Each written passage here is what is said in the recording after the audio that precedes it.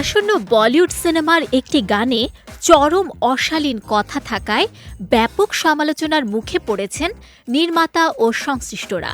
সঞ্জয় দত্ত ও Nora Fatehi অভিনীত এই সিনেমার সরকে চুনার তেরি সরকে শিরোনামের গানটি নিয়ে সামাজিক মাধ্যমে ক্ষোভ প্রকাশ করছেন নেটিজেনরা।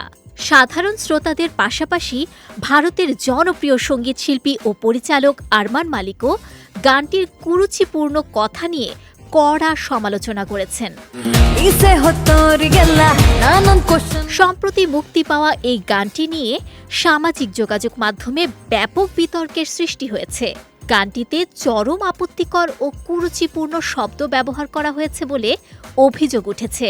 গানটি প্রকাশের পরপরই দ্রুত ভাইরাল হলেও নেটিজেনদের বড় একটি অংশ এর লিরিকের ধরন নিয়ে চরম বিরক্তি প্রকাশ করেছেন।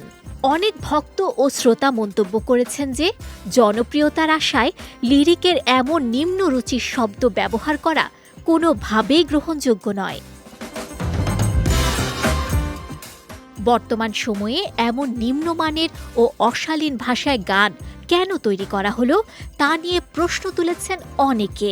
পরিস্থিতি এমন পর্যায়ে পৌঁছেছে যে সামাজিক মাধ্যমে গানটি নিষিদ্ধ করারও দাবি তুলেছে কেউ কেউ।